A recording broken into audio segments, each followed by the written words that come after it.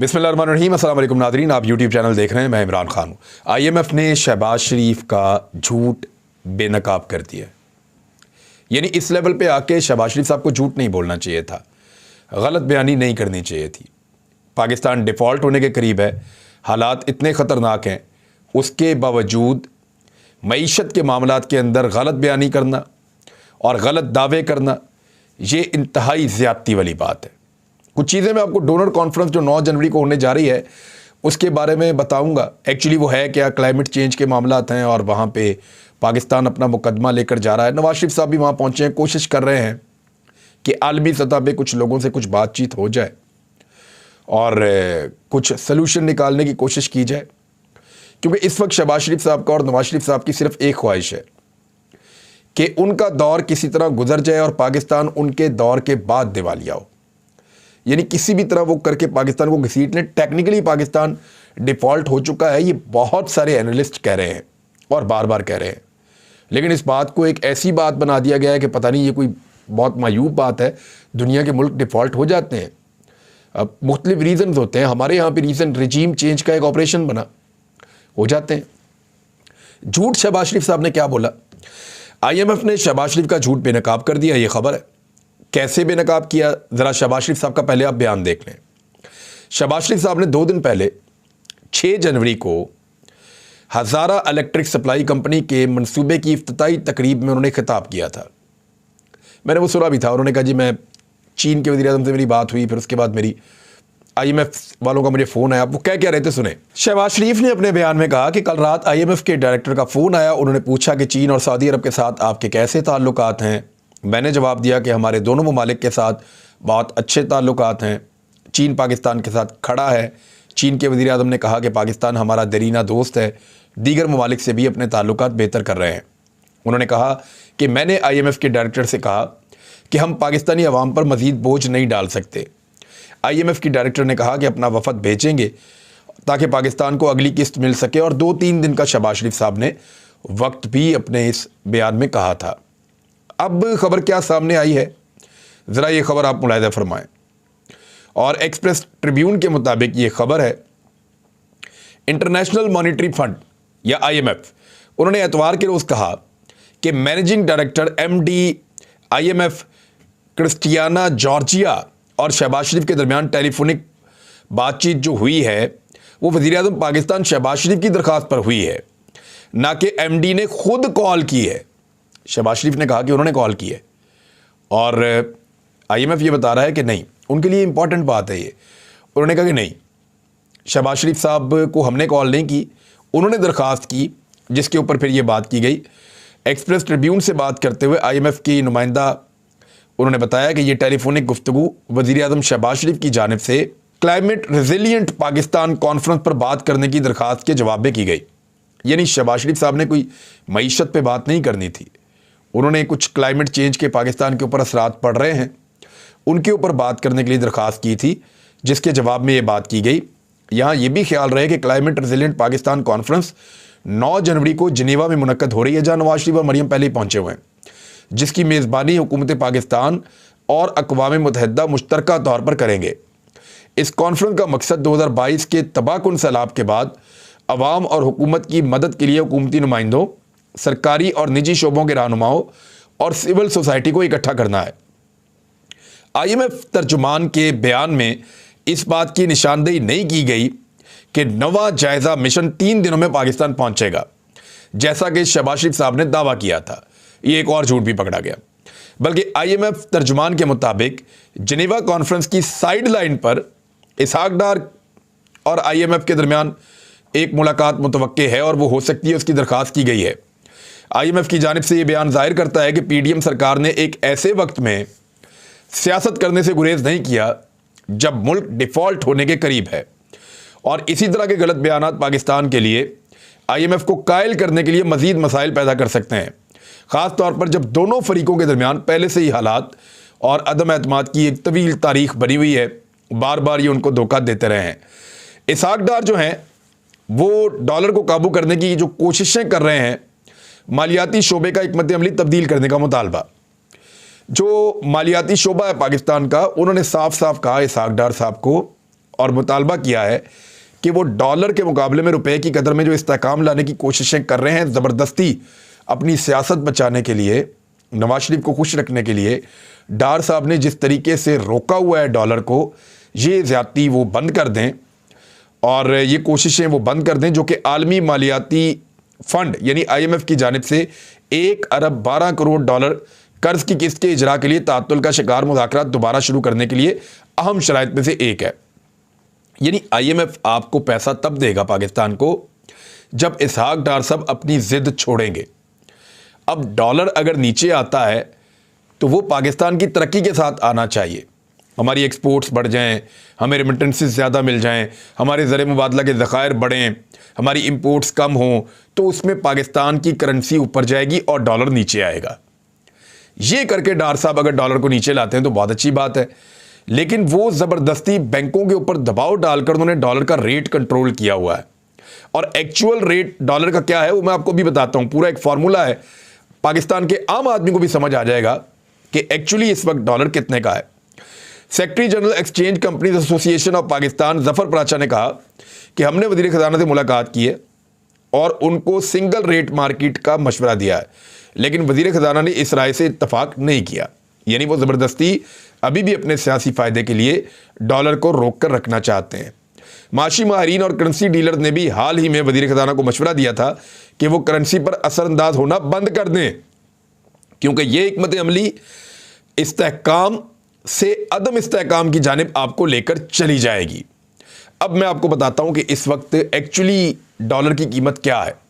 सादा फार्मूले के साथ आपको मैं बताऊंगा। डॉलर एक ऐसी करेंसी है जिसके साथ दुनिया भर के मुल्क अपनी करेंसी का मुवाजना करते हैं। यानी पाकिस्तान में ये डॉलर 100 रुपये का भी होता था, 120 का भी होता था, 170 का भी होता था, और अब ये पहुंच गया है 225 से ऊपर का। तो ये है डॉलर की एक प्राइस। इंटरबैंक और ओपन मार्केट में जो डॉलर की प्राइस के अंदर फ़र्क रहता था वो 1 रुपये, 1.5 रुपये, 2 रुपये, 8 आने इतना ही रहता था, इससे ज़्यादा नहीं होता था।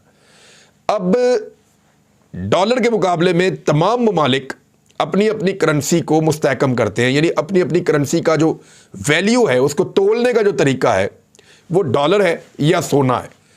दुनिया में 2 ऐसी चीज़ें हैं जिनके साथ आप अपने पैसे की वैल्यू चेक कर सकते हैं।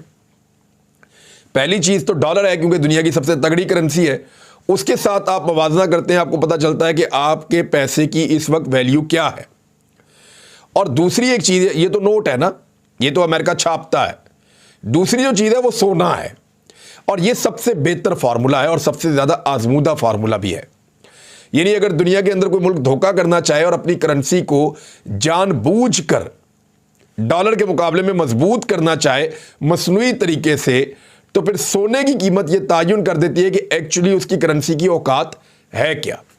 अब मैं आपको दिखाता हूं एक सादा फार्मूला। 1 तोला सोना मार्केट में कितने डॉलर का है? 24 कैरेट का 1 तोला सोना अमेरिकी मार्केट के अंदर या ओपन दुनिया की मार्केट के अंदर $700 का है, यानी $699.96, लगभग $700 बन जाते हैं। 1 तोला सोना 700 अमेरिकी डॉलर का है। 1 तोला सोना पाकिस्तानी रुपयों में कितने का है? आज के रेट में मेरे सामने ये खुला हुआ है वेबसाइट, और ये बता रहा है कि आज के रेट में 1,83,700 रुपए का 1 तोला सोना है। यही 1 तोला सोना अगर आप डॉलर्स में खरीदेंगे तो आपको मिलेगा $700 में, और अगर आप रुपयों में खरीदेंगे तो आपको मिलेगा 1,83,700 रुपयों में। अब जरा 1,83,700 रुपयों को आप $700 के ऊपर डिवाइड कर देंगे तो डॉलर की वो प्राइस निकल आएगी जो सोने के मुताबिक है। यानी सोना एक ऐसी चीज है जो डॉलर और आपकी करेंसी की असल वैल्यू आपको बताएगा। तो जब आप 1,83,700 को डिवाइड करते हैं 700 पे, तो एक्चुअल जो आपकी करेंसी की प्राइस निकलती है, जो पाकिस्तानी रुपए की असल कदर है डॉलर के मुकाबले में इस वक्त, वो 262.43 रुपए है। यानी $1 की असल कीमत 225, 26, 27 रुपए नहीं है जो डार साहब ने ज़बरदस्ती रोक कर रखी हुई है। उसकी असल जो प्राइस है वो 262.43 रुपए है। ये है वो 2 नंबरी जो डार साहब इस कौम के साथ कर रहे हैं। अब आप अंदाज़ा कर लें कि इजाफी पैसा, ये इतना फ़र्क जो है डॉलर की प्राइस में, और जब ये इस तरह की हरकतें डार साहब कर रहे हैं तो उसकी वजह से ओपन मार्केट में डॉलर और ज़्यादा महंगा हो रहा है। लोग डरे हुए हैं। अब 265 से 270 रुपए का भी डॉलर मिलता है और ये मजीद बढ़ता चला जाएगा डार साहब की इन हरकतों की वजह से। तो मैंने आपको सादा फार्मूले के जरिए से साबित किया है और साइंटिफिकली साबित किया है कि डार साहब गलत बयानी कर रहे हैं। पाकिस्तान के जो रिजर्व्स हैं उनके ऊपर इस वक्त 4.5 अरब डॉलर उसके अंदर बाकी हैं। कुछ पैसा हमें चाइना का भी देना है, तो ये मज़ीद पैसे आने वाले वक्त में कम हो जाएंगे और ये 4 अरब डॉलर से भी नीचे जाने का खदशा है। लेकिन डार साहब बज़िद हैं कि नहीं, इतने पैसे नहीं हैं, हमारे पास 10 अरब डॉलर्स हैं। एक्चुअली डार साहब ये क्यों कह रहे हैं? पाकिस्तान के जो ज़र मुबादला के किसी भी मुल्क के ज़खायर होते हैं वो उसके नेशनल बैंक के पास होते हैं, जो उसके मालियाती निज़ाम को जो बैंक कंट्रोल करता है। यानी पाकिस्तान में स्टेट बैंक के पास जो पैसा पड़ा हुआ है वो एक्चुअली हुकूमत पाकिस्तान की मलकियत है, पाकिस्तान की रियासत की मलकियत है और वो पाकिस्तान के ज़र मुबादला के ज़खायर हैं। जो पैसा कमर्शियल बैंकों में पड़ा हुआ होता है या सार्फिन के डॉलर्स पड़े हुए होते हैं, उनकी एक वर्थ तो होती है कि इतने डॉलर इस मुल्क में पड़े हुए हैं या इतना पैसा इस मुल्क में पड़ा हुआ है, लेकिन वो हुकूमत का नहीं होता, वो लोगों का होता है। तो डार साहब ने वो पैसा भी शामिल करके कह दिया जी हमारे पास 4 अरब डॉलर नहीं है, हमारे पास 10 अरब डॉलर है। तो ये एक और तरह का फ्रॉड करने की इसहाक डार साहब ने कोशिश की है। माजी में उन्होंने इस तरह की एक हरकत की थी, उसके बाद से लेकर अब तक पाकिस्तानियों को एतबार ही नहीं होता। जब एटमी धमाके इंडिया ने किए तो उन्होंने तो ऐसा कुछ नहीं किया, लेकिन जब पाकिस्तान ने एटमी धमाके किए तो डार साहब ने उसकी आड़ के अंदर सारे लोगों के पैसे जो हैं वो डॉलर अकाउंट जितने भी थे वो सारे सीज कर दिए थे और लोग उसके बाद बड़े लंबे अरसे तक जो है वो इनके पीछे पीछे भागते रहे। तो बाद में रुपयों के अंदर वो पैसे दिए और लोगों का नुकसान भी किया। तो अभी ऐसा लगता है कि उसी तरह का कोई गंदा तजर्बा इसहाक डार साहब दोबारा करना चाहते हैं। लेकिन मैंने आपको बता दी है कि डॉलर की जो असल प्राइस है, आगे आ जाए, ज़र मुबादला के जो ज़खायर हैं पाकिस्तान के वो 1 माह से भी कम अरसे के दरामदी बिल के बराबर रह गए हैं। अच्छा, एक खबर और भी आई है, मैं इस खबर को कंफर्म नहीं कर सकता, लेकिन अली खिदर साहब हैं और ये एक जर्नलिस्ट हैं, इनका अकाउंट मौजूद है और उन्होंने रिपोर्ट किया है कि 65 गाड़ियाँ जो बहुत कीमती गाड़ियाँ हैं उनका एक बैच कंफर्म कर दिया गया और उनके लिए एलसी खोल दी गई है, जबकि 45 की जो है वो ओपन कर दी गई है, 20 की अभी ओपन कर दी जाएगी और 100 से ज़्यादा गाड़ियों की ये ओपन की जाएगी पाकिस्तान के अंदर। यानी इंपोर्ट कॉस्ट वो बता रहे हैं यूरो के अंदर 2,26,000 यूरोस की है। Retail price is around Pakistani rupees 5 crore और ये जो गाड़ियां बुक की गई हैं वो 150 से 200 के करीब हैं।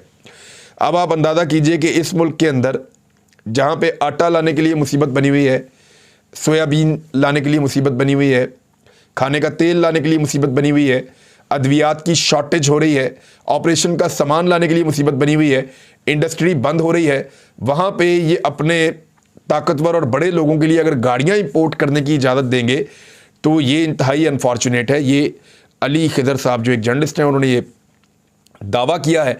आप देखते हैं गवर्नमेंट इसका जवाब क्या देती है। मेरे ख्याल में ये खबर गलत होनी चाहिए। दूसरी जानिब एक और जो अजीब खबर आई है वो उसमें यह है कि पंजाब और खैबर पख्तूनख्वा में तंदूर गैर मुअय्यना मुद्दत के लिए बंद करने का फैसला कर लिया गया है। उसकी वजह यह है कि जो आटा 55 रुपये का 60 रुपये का मिलता था चंद महीने पहले तक जब पाकिस्तान तहरीक इंसाफ की हुकूमत थी, वो इस वक्त 150 से 160 रुपये फ़ी किलो में फ़रोख्त हो रहा है, जिसके बायस गुर्बत की लकीर से नीचे ज़िंदगी गुजारने वाले अवाम के लिए खाने का हुसूल नामुमकिन होता चला जा रहा है। और एक बहुत बड़ा बहरान है बलूचिस्तान में। ये खबर एक्सप्रेस ने रिपोर्ट की है।